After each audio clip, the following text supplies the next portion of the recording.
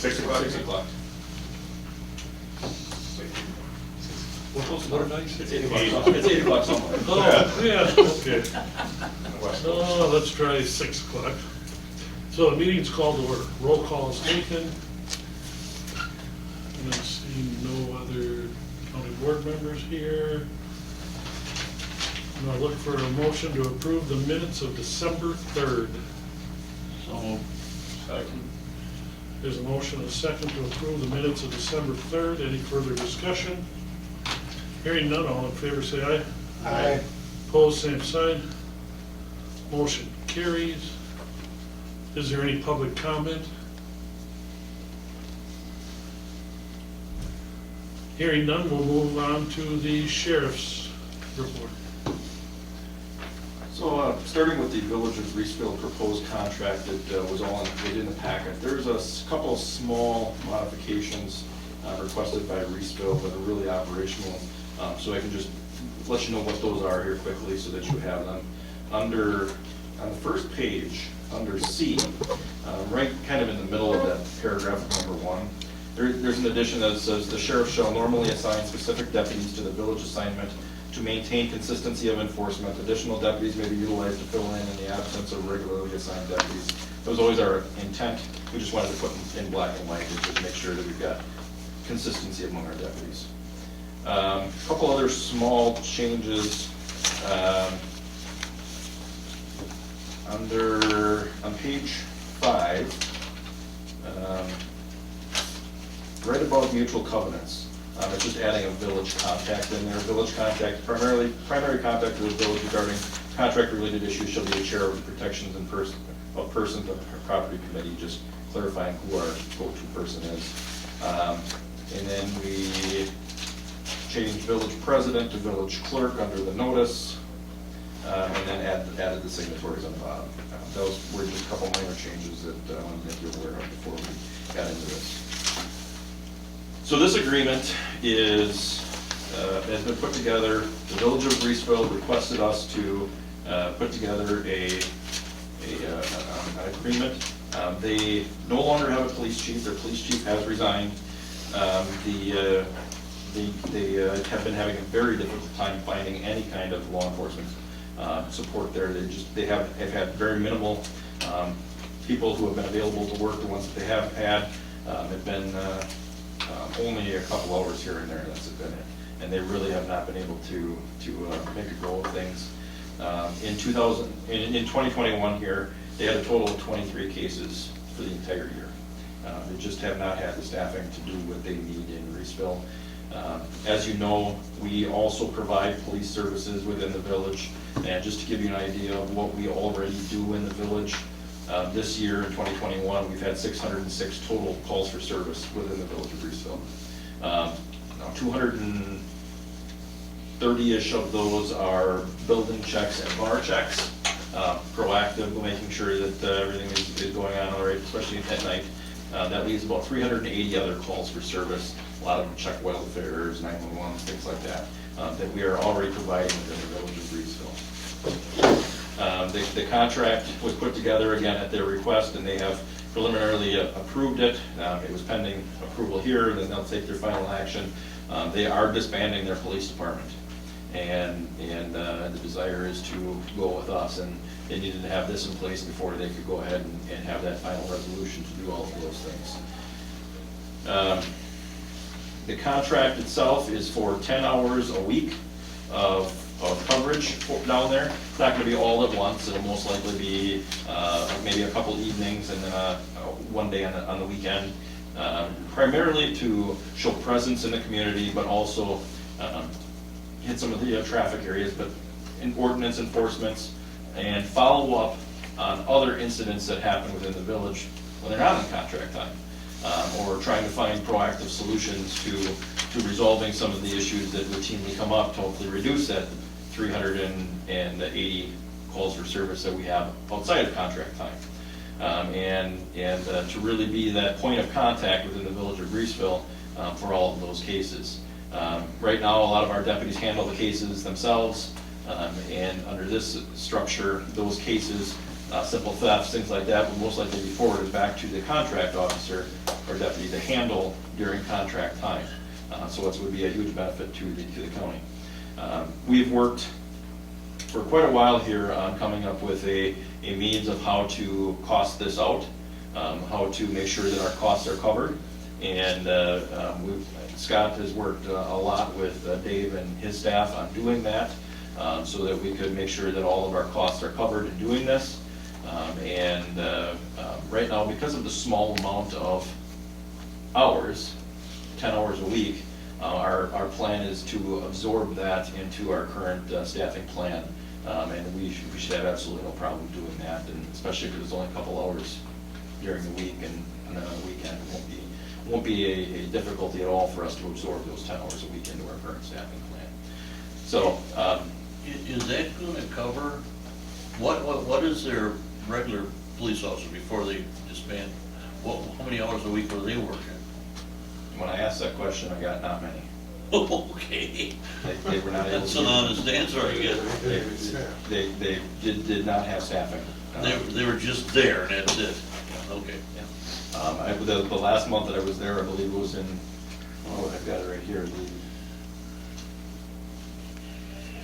Well, that's all right. When they gave their October report, for September, they had one case. It was a walk around downtown, that's all they did. Okay. So they did not have much staffing at all to cover and do any of these things. Like I said, I've worked with these guys here. They've done the majority of the work.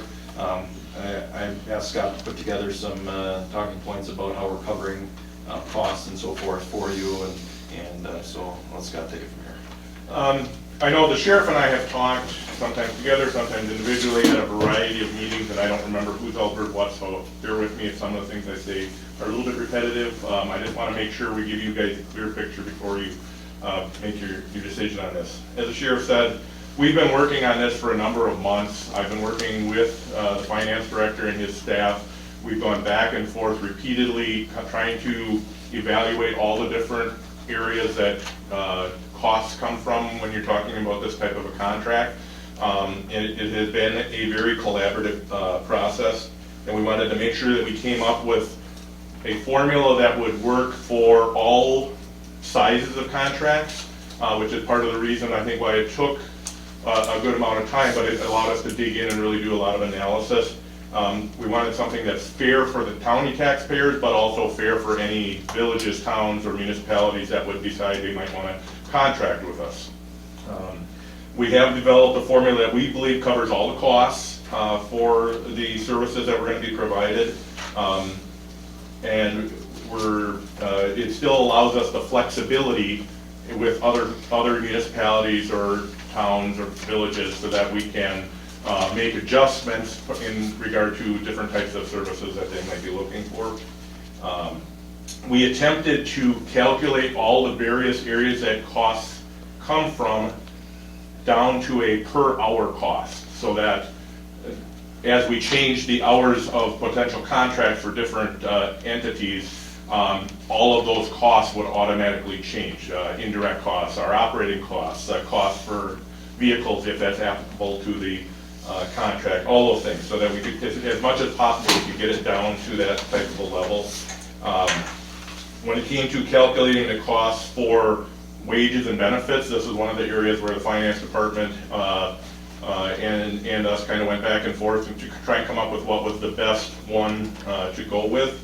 And it was determined that we would do that based on a 40-hour work week or 2,080 hours. And so all of the wages and all the different benefit categories are basically calculated off of that as a base, because that way it applies regardless of the size of the contract. You know, like in this case, it's a 10-hour contract. If it was a 40 or an 80-hour contract, it automatically adjusts for that. And if you want more explanation on that, our finance director is here. He can probably explain it better than I can. Because I'm just a layman when it comes to those types of things, but he is definitely able to do that for us. You did fine. Okay. The formulas that we did come up with were developed. I started this process by reaching out to other counties that do contract. Sheriff provided me with a number of contracts from other counties, and our finance director, who worked at a number of other counties, directed me to Brown County, which was the most comprehensive one that I had, of the ones I got. I also had conversations with the chief deputy from Brown County about the processes they've used, and how they continually reevaluate every contract period too, because you're gonna identify things that, you know, you might want to adjust on. That was very beneficial. I honestly feel that the formula we've come up with is more comprehensive than anything I saw out there, and I want to thank the finance department for all the help that they gave on that. Gives me a lot of confidence in what we're doing. I think it's important to understand when we're talking about contracting for services, especially since this is the first time for our county doing this, there's a few things that we need to really keep in mind. One of the big benefits that comes from contracting for services in an area like this where we have these small municipalities with part-time agencies, is one of the things that it does when we come in is now it breaks down those silos of information that automatically exist when you have multiple law enforcement agencies in an area. We have a lot of different entities in Dodge County. It doesn't matter how well we work together, there's still going to be differences, and the information flow is never going to be as efficient as when it's just within one agency, and that's one of the benefits that comes from it. Sheriff's Office personnel will have the ability for any entity we contract with to now issue ordinance citations, not just during contract time, but all of our deputies will be able to issue those types of citations at any time, which gives us a better tool to address the issues. I'm not talking about this from a revenue benefit in any way. It's just we have another tool in our tool belt to address issues in a municipality that makes a big difference, not just to them, but to everyone else. As the sheriff alluded to, the deputies that are going to be selected for these types of contracts for the villages, municipalities, they will become experts in those areas, just like these small the Reeseville, for this case, the prior Reeseville Police Department, they're the experts then because they're going to be regularly down there handling the calls for service. So they're the ones leading the way on the community policing and ordinance issues, but also learning the people there who's responsible for the crime and disorder that's occurring there. So that's now within our agency, so we have that knowledge base and the ability to address those things not just during contract time, but all the time. It makes us more efficient as a sheriff's office. And that's a benefit, not just to the municipality, but to all of the county as well, and to us. The contract time, and this is going to probably be the same for most of the contracts that we might end up with at some point, most of that contract time is going to be focused, as the sheriff said, on what I refer to as order maintenance type things, which is ordinance compliance issues, traffic enforcement in areas that that entity has identified as their problem areas, and community policing type activities. One of the things that we've seen, research has told us that those are the types of things that are extremely effective at reducing crime, fear, and disorder in a particular area. So when we're the ones handling that, and it also shows us that when we do those types of things effectively, it doesn't just impact that area that you're policing in, it has an impact on the surrounding areas. We've all witnessed firsthand over the last year and a half what happens when you have a lack of policing and a lack of community engagement in a particular area, and what happens with the crime rate. Those things can go through the roof. I brought a little something more for illustrative purposes.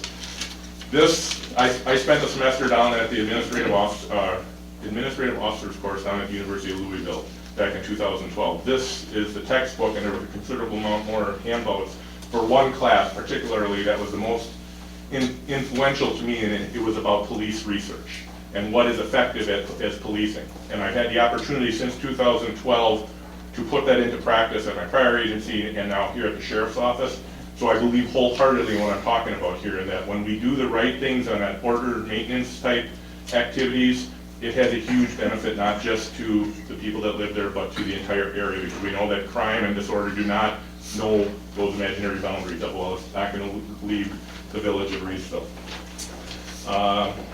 Another thing to understand is that crime and disorder are not a predetermined fixed level. In other words, we can't say that there's going to be this amount of crime and disorder in Dodge County next year. What this has taught me, and I've been able to live it, is that what we do as law enforcement really matters, and what the community does with as far as the level of engagement really does matter as well for all of us from a safety perspective. And those are the types of things that are difficult to quantify when you're trying to come up with costs for services for contracts like this, that the benefits go far beyond just the dollars and cents that it costs for the services. We certainly want to make sure that we're covering those costs and being fair, but it's extremely important that we keep in mind that the overall benefit can be far greater because of these other things that can come from it. So, Supervisor Guckenberger had sent a request with some specific questions about the contract that you guys have before you, and so I wanted to, I took some time to try and go through to make sure I could answer these the best I can. So I'm gonna go through those, Supervisor Guckenberger, if you have any other questions on that, I'll do my best to answer them. All right. The first one was, will you be hiring a part-time person to perform the 500 hours? The answer is no. Will you be taking someone off of patrol to handle the services? And we said there will likely be 2 deputies that will be selected to handle that, because as the sheriff said, the hours aren't determined exactly yet, but they'll likely be spread out across the week. Our deputies work 4 on, 2 off schedule, so it'll likely be 2 deputies that handle the majority of it that'll be doing that. The question then, part of that was, will the current patrol officers be covering the 500 hours? The answer is yes. It'll be an assignment just like any other assignment. As the matrix study showed, there was sufficient staffing for our call volume while still allowing time for that proactive activity that we're talking about that's necessary for us to be effective. As I just got done talking about the reasoning for that, this is the type of activity that will be getting done by anyone working contract hours. We'll be doing those proactive things to try and reduce the crime and fear of crime disorder. Question was, will we be using overtime hours to cover this extra 500 hours of service? Answer is, we're going to do everything we can to avoid that. But just like right now, if we have 5 people scheduled for work and 2 call in sick, obviously there's going to be some overtime. So there may be occasions where something pops up, but we're going to do everything we can to avoid that, obviously. Scott, can I just? Yeah, go ahead. So at the beginning of the year, we budget for 30 patrol officers to cover the county, right? I County think that's the number. That's the number I see. Okay. But, so in essence, we're gonna take a quarter of one person's time and give it to somebody else, which means a reduction to the county, correct? I They're don't dedicated for that task, and then they're no longer available for the county. They're, for the 500 hours that they're going to be on the special assignment, we're going to be getting compensated for that. Okay. So, I guess.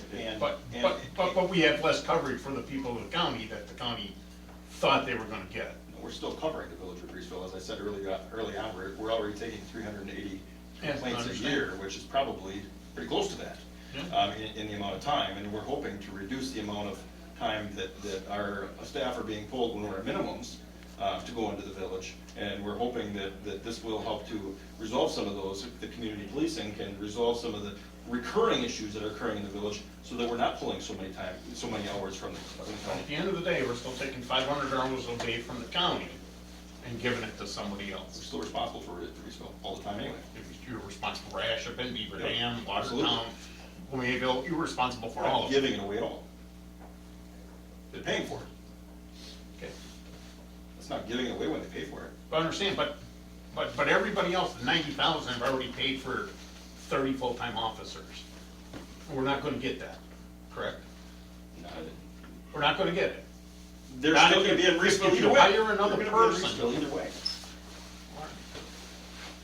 380 calls a year is a significant amount. In addition to the other 200 and some other calls that I said for building checks, we're already there a lot, and this will hopefully reduce a lot of that. You could interpret that they're now going to pay for the service we're giving them. You can interpret it that way, absolutely. Yeah. And to go along with what he's asking, are these officers that are assigned to these, to like the village, are those gonna be his normal patrol hours, or are these gonna be when he's off duty and he's covering over there? They will be during the normal patrol They hours, will, yes, okay. Yep, absolutely. Let's see. You had a question about the paying for holidays, sick time, vacation time, and you had drawn an analogy from the matrix study about the 1,240 40 hours of available time per patrol officer. That's where I go back to what we talked about with how we're figuring the wages and benefits, which is part of the reason the finance department decided that it'd be better to go with the full, I was originally looking at it from going with 1950 hours and all the wages and benefits that were associated with that towards contract times. As we're working with the finance department, we determined it was better to look at it, but for an hour per hour basis for a 40-hour work week, instead of looking at it as an individual deputy. Just using 10 hours as an example, that's more than, if it was all on one day, that's more than one shift. So you're gonna have 2 people involved in covering that anyway. The decision was that it's, from a consistency perspective, it was best to go with this analysis because it spreads out it accounts for a lot of that stuff, and that's where I guess if the finance director wants to. But in this simplistic approach, if you guys got 2,000 hours, let's just use 2,000, we can use 2080. If he gets 12 sick days, 2 weeks of vacation, and 10 holidays, okay, roughly you got 30 days, correct? All right? Okay. But you haven't compensated for anything, you're still gonna give 520 hours to your contract. All of those holidays and vacations, and they're all absorbed by the county, right? Technically, 1/4 of all of that benefit should be allocated to them. I mean, technically, you wouldn't have 10 hours a day. You'd have 7.5, let's say, or 8 hours. Dave, if I could piggyback off your question. I'm going to assume what you did was a post-shift analysis and figured the 2080, I thought it used to be 2088, but I guess it's 2080 now. Well, it depends on whether it's a leap year or not. Okay. Very good. Sure. So the 2088, you figured out a flat cost. This is what it costs for that person for a year, with everything included. I take it all benefits included. And then what you did was take 10% of that twice for each of the officers at, We quarter effectively said what is their billable rate, which is the regular rate of pay and vacation and everything else, put that down to an hourly rate.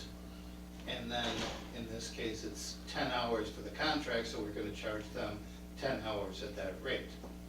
And then we also included the roll-ups, FICA and so forth, and health insurance and everything else. Think of it a different way. The village is saying, we want an officer here 10 hours a week. And they're not gonna say, oh, Stan's on vacation, oh, we've got no coverage for the week, we're fine with that. They want somebody there 10 hours. They don't care if Stan's gone, then Lucy's gotta fill in.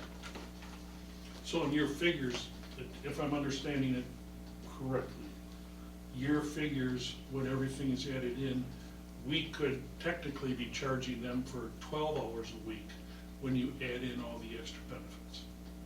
These are only gonna work their 10. Correct, throwing out numbers, the deputies at $20 an hour, and with the sick and vacation and everything, it should be $23 an hour. Again, just throwing out numbers. We bill them at $23 an hour then. So basically it's built in to the cost. That's what I just wanted to make sure it was locking into my head from what I heard.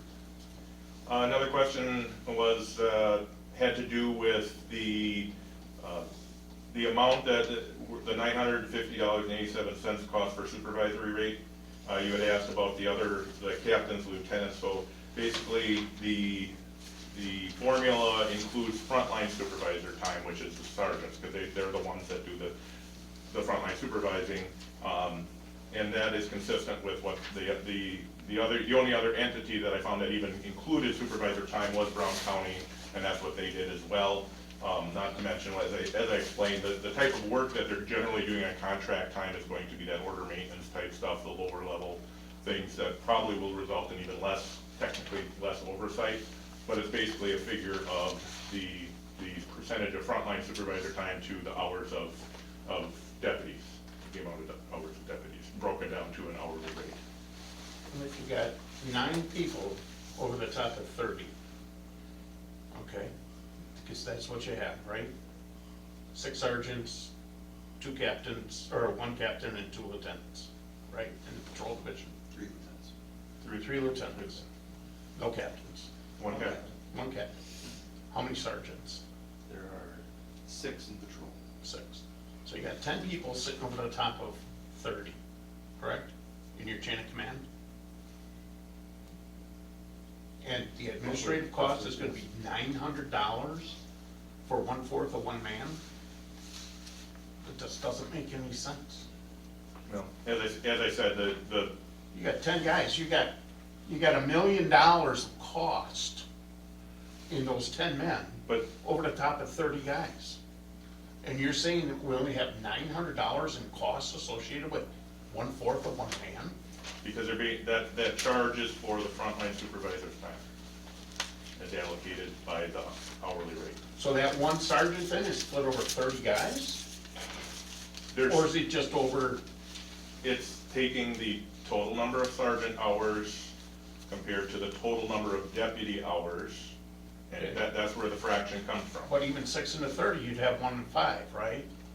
So at most, at a minimum then, over 520 hours, you'd have 156 hours. I'm comfortable with the way we figured it. As I said, a lot of the counties don't even charge for the supervisory time. And the time that is being allocated, I think, is appropriate. for the I'm just gonna say, as I've said, I will fully support doing it as long as the full cost of providing the service is covered by this contract. And I don't see that. You know, you take 1/4 of 1 man, everybody above him needs to be covered. Wait until we get to indirect costs, that'll be even a different discussion, where, you know, we got $45. Yeah, well, let's go on to that. That is the next question. So you had asked about the 4590 as far as an indirect cost for supporting the 500 hours. So the indirect costs, as the formula had done, is it, and I think it's explained on the handout. It's probably the easiest to just go off that. The indirect costs that were used, the 20,855 was, I believe, the indirect cost for the sheriff's office with the jail removed. And then that was compared to the percentage of expenditures for the patrol division for the sheriff's office portion. And that's based on that percentage, which was 26%, then 26% of the indirect costs are allocated to the patrol deputies, the patrol division, and that was broken down to an hourly rate, just like everything else. So depending on the amount of hours that a particular contract is for, that's going to be the amount of indirect costs that they're being charged for. So just like everything else, it's broke down to an hourly rate. And this is, again, we're through with the finance department. 15 cents an hour. Indirect cost. The whole department has $3 million in indirect cost, but only $45 of indirect cost for 1/4 of 1 man. I'm sorry, Dave, this is some funny business going on here. Oh, come on. Sir, I disagree with that statement. We are using the numbers generated from the indirect cost allocation prepared by our consultant. The vast majority of the indirect costs are allocated to the jail. Which consultant? It's DNS Worldwide, if I remember right. It used to be, I can't think of the name now. But between this gentleman who bought out the practice and Denny, his predecessor, this company's been doing it in Wisconsin 30 years.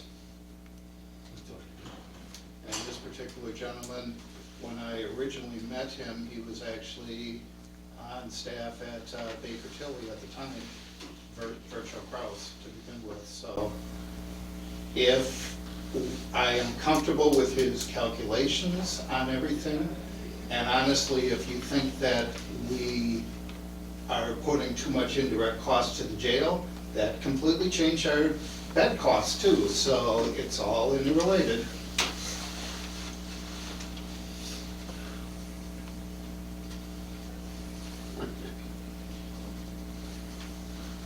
Just because you think it's wrong, doesn't mean there's funny business going on. I'm sorry, I'm tired of that. If I take 3 million and divide it by 160 employees, you get indirect cost per employee of $200,000, okay?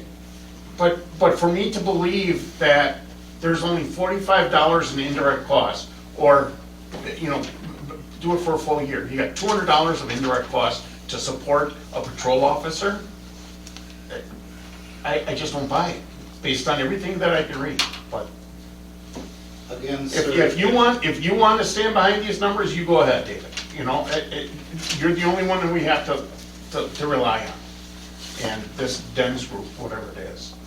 ENS worldwide. Yeah. The numbers on the indirect cost plan are on the finance webpage. You can download the PDF, it's about 200-page report. I'd be happy to.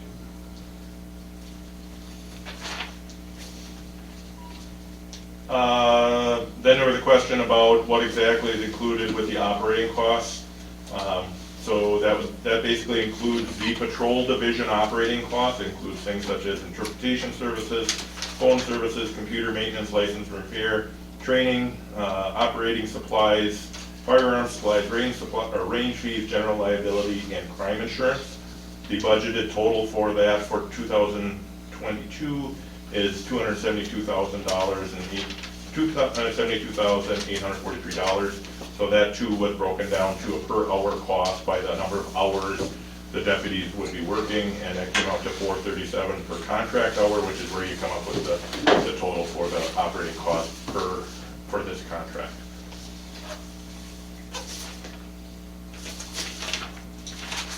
Anything else? That's all I have. I've completed the questions that Supervisor Gutenberger had. Does anyone else have any other questions? Yes. It's somewhat he had, but you answered that. Okay.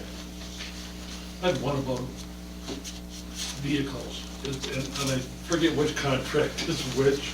Is this where we're using their vehicles when we get there? Yes. And if so, what's gonna happen when that vehicle, I guess I have two questions. What's gonna happen when that vehicle is no longer usable? And two, the vehicle becomes our responsibility and is going to assume?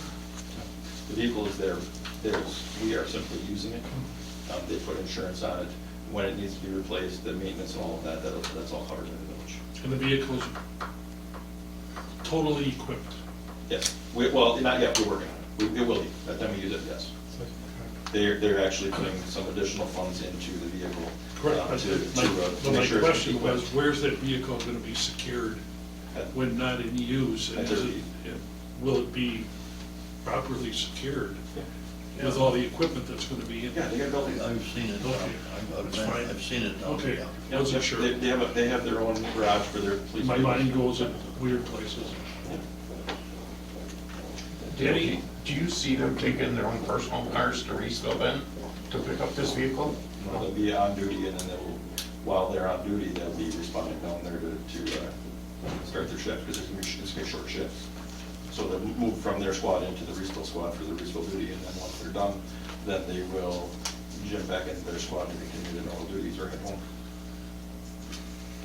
So as far as Reeseville is concerned, they're on the clock, even though they might be coming from a Vaughn or wherever, right? They'll be Well- they'll be on duty, just like. They'll be on duty, so- Just like they are now. There's So, no change. so if I was a Reeseville citizen, your deputy's gonna report to duty from his house or someplace, right? But he's punched in as soon as he gets in his vehicle? The way it most likely will work, or it will work, is we're gonna have some short shifts. I'm assuming just initially during the week, it'll probably be something like 5 to 7, 5 to 8, something like that. Our squads check on for their shift at 4 o'clock. They will begin with duty time for the county. And they will drive to Reeseville and then jump into a Reeseville squad to take that time down there. When they're done, they'll be back on duty for the county. in this situation for Reeseville, but I mean, for somebody else, if it's full-time or something, that'll be a different situation maybe then.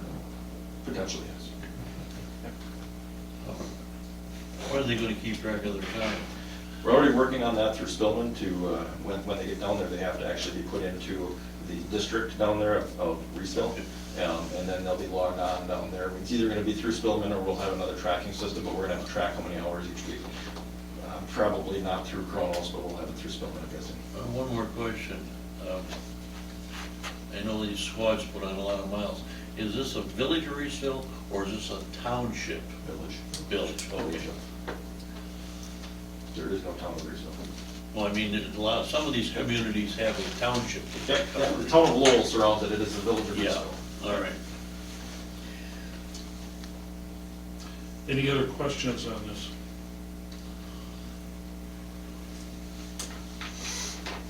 And is there anything that we're supposed to do to approve this? I know it's already in the packet and in front. So if you do make a motion for this, it would just need to be an approval contingent on the approval of the resolution coming before the county board tonight. That has to be approved first, giving you the authority to approve the contract. Yeah. That's been set up, if we could get the authority of the county board to approve it. Right, but are we gonna make the motion to approve this contingent on the approval of the resolution? Right. That's, So that's, if we're interested, I need a motion in a second. Well, we should, part of our requirements was also to get a recommendation from the corporate council, so we should have either written documentation or have her come. I believe it was to be reviewed by corp counsel, and it was reviewed by corp counsel, and the draft you have in front of you with the changes I mentioned are what she presented to me as the final copy. Okay, she doesn't have time to come and tell us that herself, or what? I think you would be able to trust that the sheriff is conveying that to you. All right. Just try to follow the process and the procedures we put in place. Is there a motion? I'll move. I'll second it. All right, let me see if I can word this properly. I have a motion and a second to authorize the sheriff to enter in a contract with Reeseville, contingent, Reeseville, contingent on the county board approving resolution 2171. Any further discussion? I'm not gonna be able to support this because of the financing, just so you know. Any other discussion? All in favor of the motion, say aye. Aye. All opposed? Okay. Motion carries. 3-1.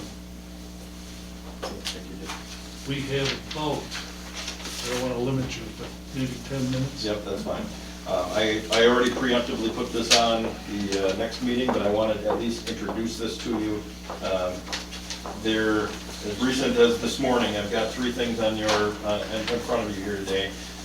This morning, we received information that the state is going to be raising putting a 2% increase on correctional officers for January, another 2% in January of 2023. There is going to be a $5 increase to any correctional facility who is below 40% capacity for their staffing, which Waupun Correctional is. So they get 2% plus $5 an hour. And in addition to that, they're going to approve 2% to all maximum security facilities, which goes to Waupun and the DCI. So DCI will get a $7 an hour bump. Just to give you a brief overview of what we've got going on, Patrol has been doing pretty well. Unfortunately, we did have a resignation here this last week for personal reasons of a relatively new employee that just got hired. There's some personal things going on there, just blowing up praise for everything here, but he couldn't continue because of family reasons. We're doing well in patrol, we're doing well in communications, we're doing well in the support area, but corrections continues to be a real struggle. We have 12, we were at 16, I think, vacancies at one point, we're down to 12. I just got through the grapevine, we've got one correctional officer that is rumored to be leaving the corrections field altogether, going to Fond du Lac to be in a different field altogether, so we'll be down another one. The hiring bonus has been beneficial. We've been able to hire 4 full-time, one starting in a week or so, and a part-timer. And we've got a couple others in the background. However, a couple of those in the background are also correctional officers that are gonna get this big raise here shortly, and we may not be able to maintain that. Fond du Lac County has increased their wages we are starting at $21.61 an hour. In 2022, as of right now, it'll be $21.88 an hour. Fond du Lac County is currently at $25.80 something. They'll be above $26 an hour starting in January 1. Washington County is significantly higher. Green Lake County is a couple dollars higher. Everybody around us is significantly higher than where we are, and it's becoming a real struggle.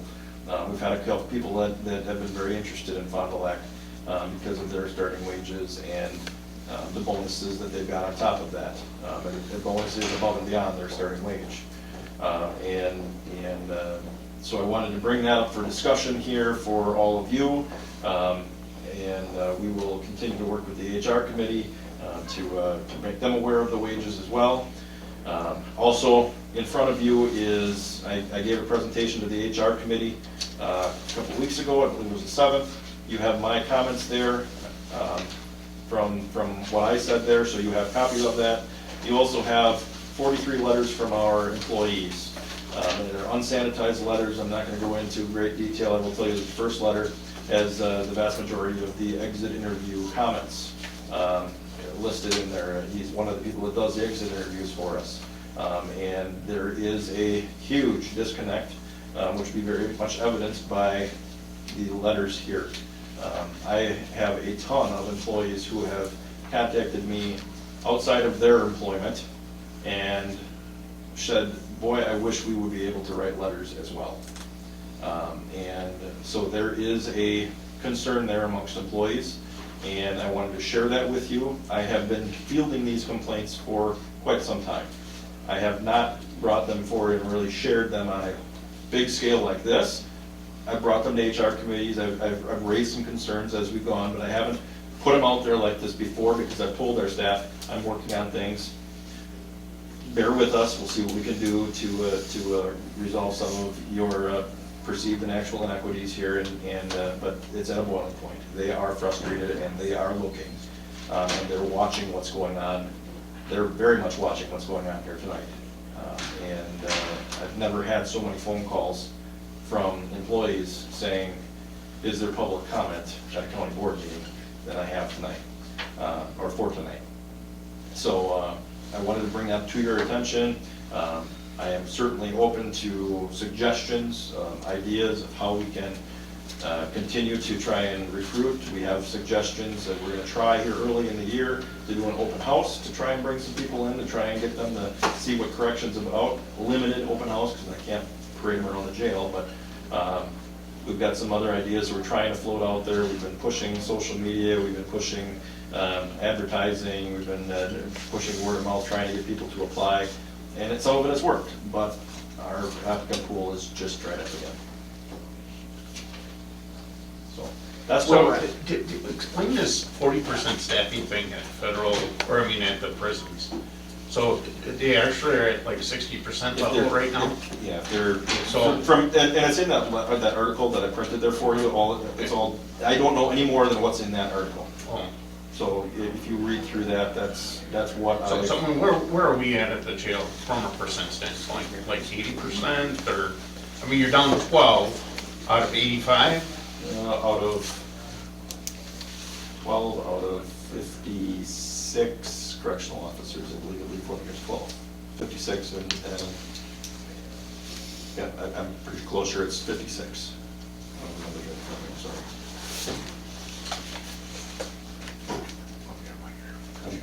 There's 56 correctional officers, and there are 4 corporals, and then there will be 12 sergeants, if I remember correctly. So there's no vacancies at captain, lieutenant, sergeant, officer, They were- just at the correctional officers, the only place we have a problem.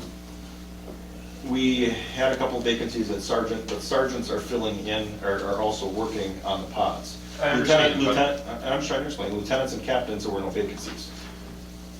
So, no, they've been there. So we're- But we got 12 So we're- sergeants, right, and 56 correctional Well, officers. we'll have 12 sergeants when we get to, right now we have 9. We will have 12 sergeants when we get to January 13th, when we go to 12-hour shifts. Okay. And the majority of those promotions come from usually the officer ranks, which creates more vacancies. Correct. Doesn't create more vacancies, it just shifts them. Just trying to But the figure out. sergeants are working pods. I was talking- They are working pods, they are not just sitting in the office. The sergeants are working sergeants, and that has been a shift for them. So that, yes, there are vacancies in the correctional officer line. You could add those 12 in with the 56 correctional officers and the 4 corporals, and you could use your percentages there. You certainly could do that, because they're first line supervisors, but they're also frontline staff. Are you using, and you use patrol officers in the jail too? Patrol are filling in on overtime to assist. Okay. Yes. Well, only when if we have staff who are being ordered, we try to reduce the amount of ordering by allowing the other staff to come in and fill in, so we're not ordering people to come in when they aren't voluntarily taking it. Right. It's the only time they're going in there. And detectives too, or not? Detectives, there's only one, I believe, is eligible. They had to have worked in the jail before. So I believe there's only one that's eligible to work over there. I mean, it's quite obvious, employees get very dissatisfied when they're forced to work. Okay. Which we're doing our best not to. Right. And I don't feel as though the board members are making those decisions, okay? So, we're funding the placements, but I just don't feel as though I'm sitting up here making a decision on forcing an individual to That be is forced to not- work on that is Christmas not or. why they're leaving. That Okay. is not why they're leaving. That's part of the profession. Well, I understand, but Read those there's a articles. dissatisfaction by the actions that are being taken, and I just want to understand where I'm coming from in this whole thing. You know that I reached out to you to say, hey, I'd like to meet with these people, but, apparently it's got to be under your terms and conditions. It I does. understand that. Yeah. So, It's a chain of command issue, Yeah. absolutely, so, absolutely. But I'm just telling you, I may be reaching. reaching out to former employees, those people that have done these extra interviews, Fine. and attempt to reach these people to understand where the disconnect is You have between us. 43 letters right in front of you that you can read. Yeah, I intend to, Dale. Okay, great, great. And, I asked for them the other day, and which brings up another point. You always want me to call you and write to you and get the stuff ahead of time, which I did. And you know what you didn't do, right? You didn't give me an answer. You're right, because I had them printed, ready to give to you tonight, and we didn't have all the information to answer your questions. He's worked on it all day today to put that information together for you. It's not always available 10 minutes after you send an email. It takes time to put these things together. And I don't think you fully understand how much time goes into responding to the emails that you send. Because oftentimes when you send the emails, you take the information and you only take bits and pieces. All right. We're happy to provide information, but I need time to do it. I'm gonna stop. Hold on a minute, I'm No. talking to this man. I don't care. You- As the chairman of I'm this gonna keep committee, talking. I am cutting this off and All looking I'm for a gonna say motion is, to adjourn. if you expect me to say, There's a motion to I expect adjourn to get and a an second. answer. Any further discussion? Hearing none. All in favor, say aye. We're adjourned. Next meeting is January 7th.